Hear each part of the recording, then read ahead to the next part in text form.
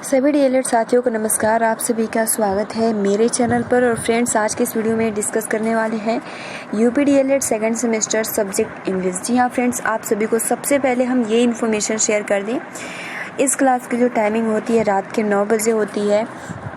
और हमने इसके पहले आप सभी को पवन सीरीज के जितने भी ऑब्जेक्टिव टाइप प्लस जितने भी शॉर्ट आंसर टाइप क्वेश्चन थे आप सभी को प्रोवाइड कर दिया है। और लॉन्ग क्वेश्चन का आई थिंक हमने 8 वीडियो डिस्कस किया है। तो फ्रेंड्स, अगर आपने प्रीवियस वीडियोस नहीं देखा है तो सिंपल, क्योंकि अगर आप शुरुआत से पढ़ते हो एक स्टेप बाय स्टेप से तो बहुत ही अच्छा रहता है। ठीक है। और देखिए फ्रेंड्स, हमने क्योंकि जो सबसे महत्वपूर्ण पार्ट्स हैं जिसमें हमने देखा था अप्रोच और मेथड, इसको हमने अलग अलग वीडियो में और एक सेपरेट वीडियो में, और जितना भी मेथड्स है जितना आपके एग्ज़ाम में पूछा जा सकता है, ठीक है, मेथड और अप्रोच का आप सभी को वीडियो प्रोवाइड कर दिया है। तो फ्रेंड्स, अगर आपने वो दोनों वीडियो नहीं देखा है तो आप सभी को डिस्क्रिप्शन बॉक्स में मिल जाएगा, या फिर आप सिंपल जिसमें हमने पवन सीरीज के जितने भी वीडियो सेट किए हैं उसमें आप सभी को मिल जाएगा। तो इस तरीके से अगर आप तैयारी कर रहे हो तो बहुत ही बेहतरीन तरीके से और भी तैयारी अच्छे से हो जाएगी। और देखिए फ्रेंड्स, क्योंकि पवन सीरीज में हमने यहीं तक क्वेश्चन डिस्कस किया था, क्योंकि कोई भी क्वेश्चन को नहीं छोड़ना है। ठीक है। तो हमने यहाँ तक डिस्कस किया था right the kinds of audio visual aids. ठीक है। तो ये हमने क्वेश्चन डिस्कस कर लिया था।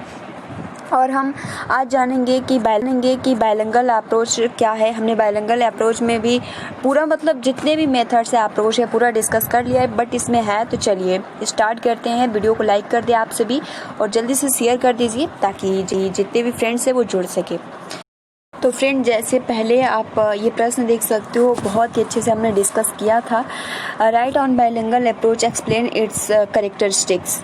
तो हमने जाना था बाइलिंगुअल अप्रोच, या आप इसको हमने बाइलिंगुअल मेथड में डिस्कस किया था। ठीक है। इसको अप्रोच भी कह दिया जाता है और मेथड भी कह दिया जाता है, तो ये आप याद रखिएगा। फिलहाल यहाँ पर बाइलिंगुअल का जो मतलब हो जाता है वो होता है द्विभाषीय।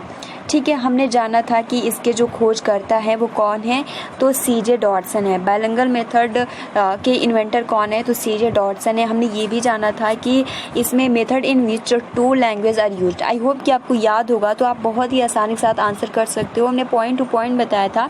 ठीक है। हमने सेकंड जो पॉइंट आप सभी को बताया था कि method in which 2 language are used, यानी इस विधि में क्या होता है कि 2 भाषाओं का प्रयोग किया जाता है।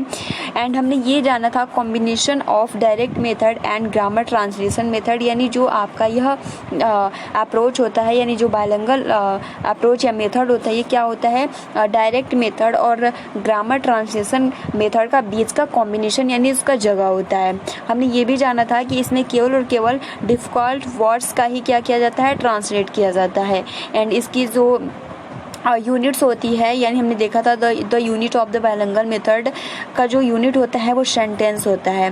और फ्रेंड्स, हमने ये भी जाना था कि मदर टंग का यूज़ हम करते थे मीनिंग को क्लियर करने के लिए। और इसमें सबसे महत्वपूर्ण आप सभी को हम ये इन्फॉर्मेशन शेयर किए थे कि 3 P इज़ वेरी इंपॉर्टेंट। सबसे पहले तो प्रेजेंटेशन दिया जाता है, फिर प्रैक्टिस, फिर प्रोडक्ट। मेरिट्स हमने क्या क्या जाना था, टाइम की बचत होती है, नॉट एक्सपेंसिव, ऑडियो विजुअल की आवश्यकता नहीं होती है। ठीक है। स्पीकिंग और लिसनिंग पे ज़्यादा फोकस होता है और इसमें कोई ट्रेंड टीचर की आवश्यकता नहीं होती है। ठीक है। हमने डीमेरिट्स भी, आई होप कि अगर देखिए, क्योंकि जब हमने पॉइंट्स टू पॉइंट बताया था तो इतना याद करने की आवश्यकता नहीं है। चलिए, अगर आपने वो वीडियो नहीं देखा है तो डिस्क्रिप्शन बॉक्स में लिंक मिल जाएगा, जिसके थ्रू आप बहुत ही आसानी के साथ कर सकते हो तैयारी। अब आइए हम अपने टॉपिक पे आते हैं। इसमें सबसे पहला लाइन क्या बोला है, bilingual approach was invented by professor CJ Dodson of Wales. यानी यहाँ पर भी वही लाइन कह रहा है, यानी जो बाइलिंगुअल अप्रोच है इसके जो खोज करता है वो प्रोफेसर सीजे डॉटसन है। ठीक है।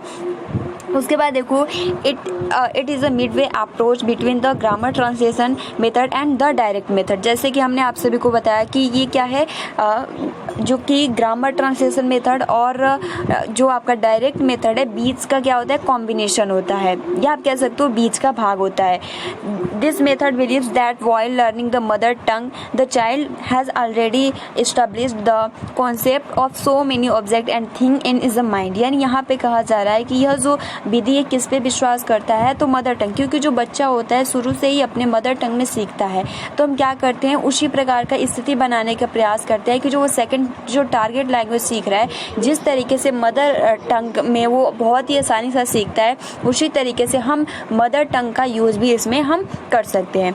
तो इतना ज़्यादा याद करने की आवश्यकता नहीं है, बस इतना आप सभी याद कर लो। Bilingual approach was invented by professor C.J. Dodson of Wales. It is a midway approach between the grammar translation method and the direct method. This method believes that while learning the mother tongue, the child has already established the concept of so many objects and things on his minds. Clear? तो friends ये तो पूरा clear हो गया। अब चलिए हम ये जानने का प्रयास करेंगे कि इसके करेक्टरिस्टिक, क्योंकि यही पूछा है ना कि इसके करेक्टर, यानी आप इसको करेक्टरिस्टिक्स भी आप बोल सकते हो या करेक्टर, सिंपल कुछ नहीं होने वाला है। यानी जो बाइलिंगुअल मेथड है इसका चरित्र क्या है, किस तरीके का है। तो आइए इसको, ये महत्वपूर्ण है, इसके बारे में हम आप सभी को बता देते हैं। हमने पॉइंट टू पॉइंट तो जाना है, लेकिन साथ में इसमें जो दिया है वो भी जान लेंगे तो और ही अच्छा रहेगा, है ना। सो चलिए शुरू करते हैं, जिसमें सबसे पहला जो लाइन कह रहा है कि sentence is a unit of teaching. जैसे फ्रेंड्स मैंने आप सभी को बताया था कि जो बाइलिंगुअल मेथड का जो यूनिट होता है वो क्या होता है, सेंटेंस यानी वाक्य होता है। सेकंड कहता है rules of grammar are not taught separately as is one in grammar translation method. यानी यहाँ पे कह रहा है कि जो ग्रामर है, जो ग्रामर के नियम होते हैं उसको हम एक अलग से या सेपरेटली हम नहीं पढ़ाते हैं। जिस तरीके से आपका ग्रामर ट्रांसलेशन कह रहे हैं ना, as is one grammar translation method, जो कि आप सभी को पता है कि जो ग्रामर ट्रांसलेशन मेथड होता है क्या होता है, रूल से एग्जाम्पल की ओर होता है। बट जो आपका बाइलिंगुअल मेथड होता है इसमें हम उतना ग्रामर, या कह सकते हो कि साथ में जो शिक्षक होता है जब कुछ वो अपने टॉपिक को पढ़ाता है तो ग्रामर को भी साथ में मतलब हाइड करके और उसी में ही पढ़ा देता है। ठीक है, यानी हम ग्रामर को सेपरेटली अलग से नहीं पढ़ाते हैं।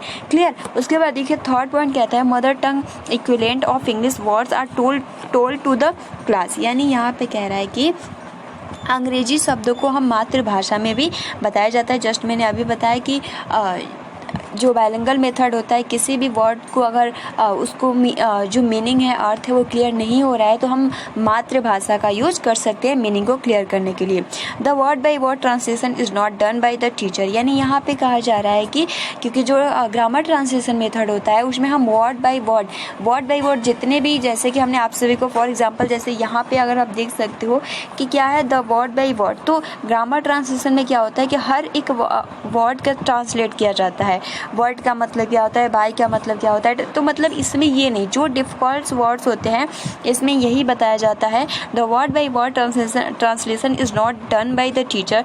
Translation is used only when the meaning of particular word is difficult to explain through direct method. यानी जिस तरीके से यहाँ पे जो डिफिकल्ट मीनिंग्स होता है उसके लिए हम एक्सप्लेन करते हैं जिस तरीके से आपका प्रत्यक्ष विधि है, इसीलिए हम इसको क्यों बोलते हैं या द ग्रामर ट्रांसलेशन मेथड और डायरेक्ट मेथड का बीच का कॉम्बिनेशन। यानी आप कह सकते हो पूरी तरीके से ये ग्रामर ट्रांसलेशन मेथड भी नहीं है और ये क्या, आप इसको पूरी तरीके से प्रत्यक्ष विधि भी नहीं कह सकते हो। प्रत्यक्ष विधि में क्या होता है कि हम किसी भी वर्ड का, किसी भी सेंटेंस का हम अनुवाद नहीं कर सकते, इंग्लिश टू इंग्लिश होता है। बट इसमें अगर कोई डिफिकल्ट वर्ड्स होता है तो हम उसको मदर टंग में यूज कर सकते हैं, लेकिन डायरेक्ट मेथड में ऐसा कुछ भी नहीं है, इसलिए ये बीच का कॉम्बिनेशन माना जाता है। आई होप कि आपको बहुत ही आसानी के साथ क्लियर हो रहा होगा।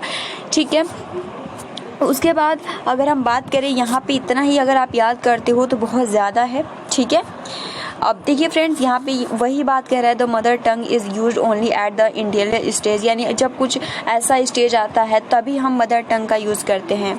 ठीक है, तो इतना क्लियर हो गया होगा। चलिए आगे बढ़ते हैं। हमने देखिए अगला जो प्रश्न है कि व्हाट इज़ कम्युनिकेटिव अप्रोच। हमने ये भी कल आप सभी को बहुत ही अच्छे से डिस्कस किया था, बताया भी था। इसमें क्या होता है ना कि हमने जाना था स्ट्रक्चर अप्रोच, सिचुएशनल अप्रोच और कम्युनिकेटिव अप्रोच। कम्युनिकेटिव अप्रोच क्या होता है, तो यह मतलब अब सिंपल कह सकते हो कि जैसे कि मैंने फॉर एग्जांपल आप सभी को बताया था कि अगर आप डीएलएड कर रहे हो तो डीएलएड करने के बारे में अगर सोचोगे तो सबसे पहले तो आप सभी को ये पता करेंगे कि इसका स्ट्रक्चर कैसा होता है। तो हमने स्ट्रक्चर अप्रोच जाना, उसके बाद हमने उसी की तरह सिचुएशन, यानी किसी भी वस्तु या कह सकते हो कि हमने बोला कि आप इस तरीके से बन सकते हो, बिल्कुल ऐसे ही टीचर होते हैं, यानी हम उनके बारे में बताया। फिर हमने ये जानने का प्रयास किया किसी दूसरे से कि क्या ये सही है या नहीं, तो हम क्या करते हैं, कम्युनिकेट करते हैं। तो इस तरीके से कम्युनिकेटिव अप्रोच होता है। इसके हमने मेरिट्स जाने थे क्या क्या, तो हमने देखा था कि स्टूडेंट्स और टीचर के बीच में बहुत ज़्यादा इंटरेक्शन होता है, क्योंकि वो शिक्षक क्या होता है कि जो भी लर्नर होता है, स्टूडेंट्स होता है, उसकी गलतियों को, कमियों को, क्या आप इसके लायक हो या नहीं, वो बताता है। तो इसलिए क्या होता है, एक आप कह सकते हो the interaction between students and teacher, यानी एक स्टूडेंट्स और टीचर के बीच में इंटरेक्शन होता है। और फोकस ऑन मीनिंग, यानी इसमें सबसे ज़्यादा जो फोकस किया जाता है अर्थों पे किया जाता है, ठीक है। और इसमें जो टीचर का होता है, जो टीचर का रोल होता है बहुत ज़्यादा महत्वपूर्ण होता है, ठीक है। एंड अगर हम बात करें यहाँ पे कि इसमें हम क्या करते हैं, जितने भी स्किल्स होते हैं, ठीक है, जैसे कि आप सभी को पता है लिसनिंग, ठीक है, राइटिंग, रीडिंग, ये जितने भी स्किल्स होते हैं आल कवर कर लेते हैं, ठीक है। तो फिलहाल के लिए इसमें क्या है देख लेते हैं। Communicative approach is a learner centred approach, just ये बहुत ज़्यादा महत्वपूर्ण है। पहला लाइन आप याद कर लो कि जो आपका कम्युनिकेटिव अप्रोच होता है ये यानी जो भी सीखता है शिक्षार्थी उसी पे केंद्रित होता है।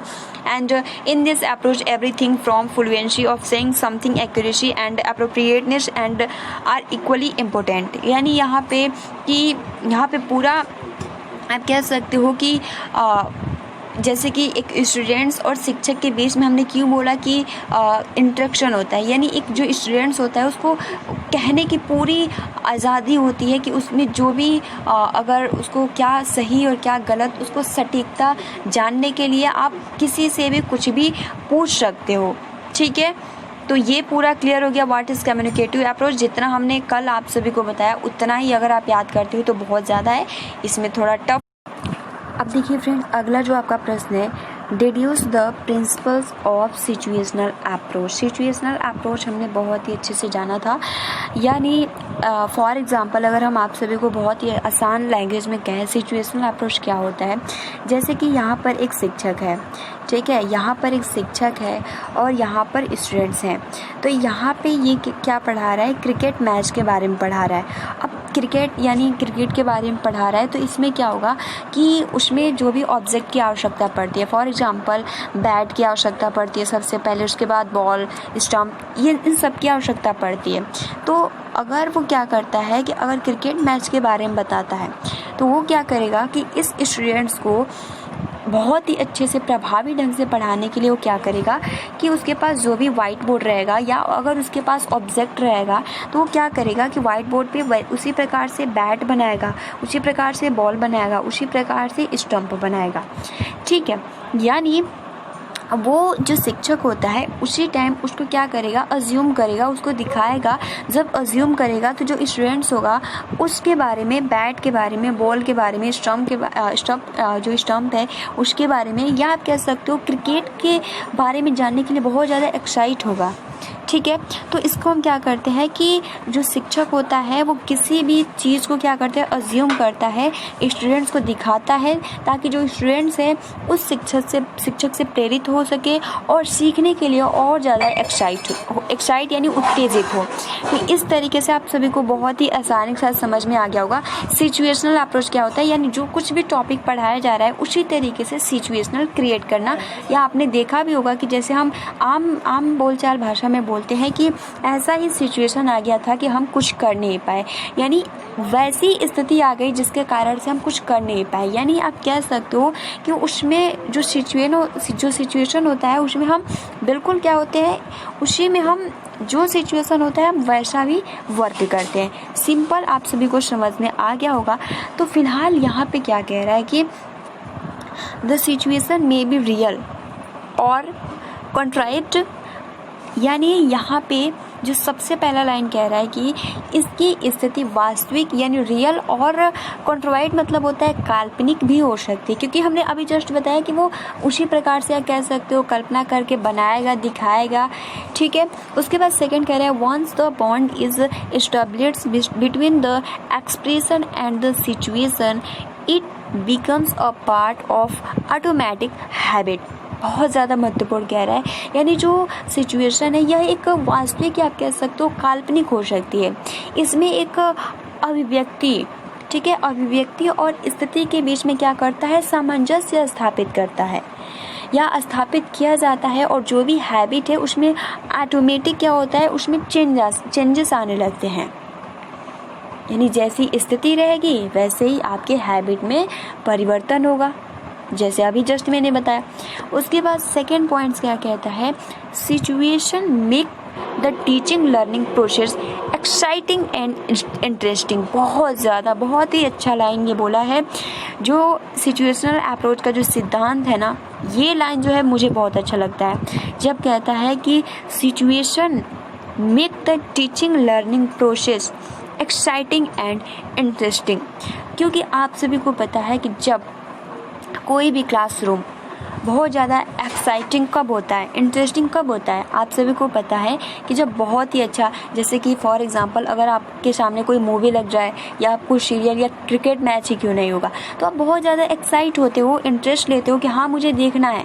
उसी प्रकार से जब एक शिक्षक किसी भी टॉपिक को एज्यूम करके पढ़ाता है, उसी प्रकार क्या आप कह सकते हो सिचुएशनल क्रिएट करता है, तो इसमें जो भी सीखने का जो प्रक्रिया होता है ना, बहुत ज़्यादा रुचिकर हो जाता है, इंटरेस्टिंग हो जाता है और सीखने के लिए और आप ज़्यादा उत्तेजित यानी एक्साइटिंग। ठीक है। उसके बाद देखिए थर्ड पॉइंट कहता है mother tongue is always learned in situation. यानी मातृभाषा हमेशा परिस्थितियों में ही सीखी जाती है। यानी जैसे फॉर एग्जांपल जो ये आपका लाइन कह रहा है, जैसे आपका जन्म हुआ, ठीक है, आपका जन्म हुआ तो अभी आपका टारगेट लैंग्वेज क्या है, इंग्लिश है। जैसे इंग्लिश यानी कोई भी भाषा आपको सीखना है, तो यहाँ पर अगर आप हिंदी बोलते हो या फिर भोजपुरी बोलते हो, तो आपको कोई सिखाता नहीं है कि आपको हिंदी इस तरीके से बोलना है। आप खुद ही उस सिचुएशन में रहते हो तो आप क्या करते हो, सीख जाते हो। उसी प्रकार यहाँ पे कह रहा है mother tongue is always learned in situation. यानी जो मातृभाषा है हमेशा परिस्थितियों में ही सीखी जाती है। इसलिए यानी देयरफॉर मतलब होता है इसलिए the second language should also be learned in same manner. यानी इसलिए दूसरी भाषा को भी उसी तरीके से सीखना चाहिए या सिखाना चाहिए, यानी सिचुएशनल क्रिएट करके। तो आई होप कि कभी भी अगर सिचुएशनल अप्रोच से कोई भी क्वेश्चन पूछा जाए तो आप उसको छोड़ के ना आए, आप बहुत ही आसानी के साथ इसको कर सकते हो। The situation may be real once the bond in established. Situation make the teaching learning process exciting. Mother tongue is always learn in situation. तो वेरी सिंपल, आप इसको याद कर सकते हो। चलिए लास्ट आज का क्वेश्चन है reduce the merits of communicative approach. यहाँ पे कम्युनिकेटिव जो अप्रोचेस की क्या क्या मेरिट्स है इसके बारे में हम थोड़ा सा जानने का प्रयास करेंगे। जैसे आप सभी को पता है कि ये क्या है, कह रहा है by this approach students develop their confident and try to the better. जैसे मैंने आप सभी को डीएलएड का जो एग्जांपल दिया था ना, कि अगर आप सोच रहे हो डीएलएड करना तो सबसे पहले तो आप ये कंफर्म करोगे कि आप अपने आप में जो भी आत्मविश्वास है आप पूरा कॉन्फिडेंट करेंगे कि कर लेंगे कि क्या हम डीएलएड करने लायक है, या आप कह सकते हो कि ये हमारे लिए उचित है या नहीं। तो यहाँ पर यही कह रहा है by this approach students develop their confident and try to better. यानी इस दृष्टिकोण में छात्र जो अपना कॉन्फिडेंट है इसको और बढ़ाने का प्रयास करता है और बेहतर करने का कोशिश करता है। सेकंड कहता है they are acquainted with rules of grammar and communicative properly in given context. यानी क्योंकि जो छात्र होते हैं वे व्याकरण के नियमों से क्या होते हैं, पहले से ही परिचित होते हैं। ठीक है, तो इसलिए किसी भी संदर्भ को बहुत ही ठीक से वो बहुत ही अच्छे से बोल लेते हैं। ठीक है, जैसे कि फ्रेंड्स आप सभी को पता है कि आपने अगर क्रिकेट मैच देखा होगा, ठीक है, क्रिकेट मैच आपने देखा होगा तो जो भी आप उसमें कुछ कमेंट्री करने वाले होते हैं तो बहुत ही फटाफट इंग्लिश बोलते हैं, लेकिन उसमें क्या होता है ना कि ग्रामेटिकल या आप कह सकते हो कि बहुत ही वो ग्रामेटिकल नहीं बोलते हैं।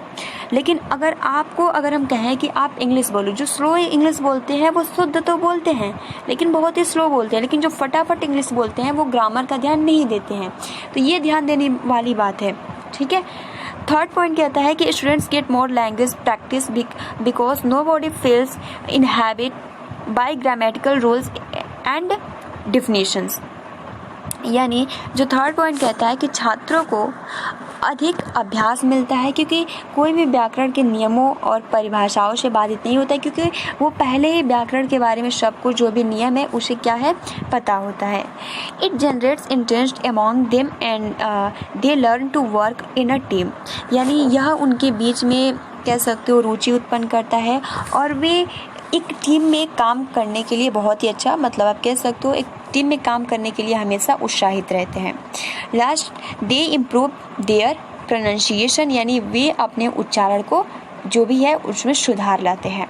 तो ये हमने जितने भी पॉइंट पहले डिस्कस किया था, तो आई होप आप देख सकते हो बहुत ही आसानी के साथ आप किसी भी क्वेश्चन का आंसर कर सकते हो, बहुत ज़्यादा टफ नहीं है। अब देखिए फ्रेंड्स, हम नेक्स्ट वीडियो में जानेंगे explain the AIIMS of teaching poetry, यानी जो टीचिंग पोएट्री होते हैं इनके क्या क्या उद्देश्य है। What is language games, language games क्या है, तो बहुत ही बेहतरीन तरीके से हम जानेंगे। तो फ्रेंड्स, आज की इस वीडियो में हमने जाना कि बाइलिंगुअल अप्रोच क्या है, इसके क्या करेक्टरिस्टिक्स हैं जो कि बहुत है, कम्युनिकेटिव अप्रोच क्या होता है, सिचुएशनल अप्रोच के क्या सिद्धांत हैं और कम्युनिकेटिव अप्रोच के क्या मेरिट्स हैं। तो ये हमने क्वेश्चन आज के इस वीडियो में डिस्कस किया। तो देखिए आपको समझ कब आएगा, जब आप पहली वाली वीडियो देखेंगे तो उसके बाद अगर आप बहुत ही अच्छे से देख लेते हैं, समझ लेते हैं, तो आप किसी का भी आंसर बहुत ही आसानी के साथ कर सकते हो। तो फ्रेंड्स, आज के लिए इतना ही। वीडियो को लाइक कर दे और अपने फ्रेंड्स मित्रों को शेयर कर दीजिए। Thanks for watching, take care and best of luck.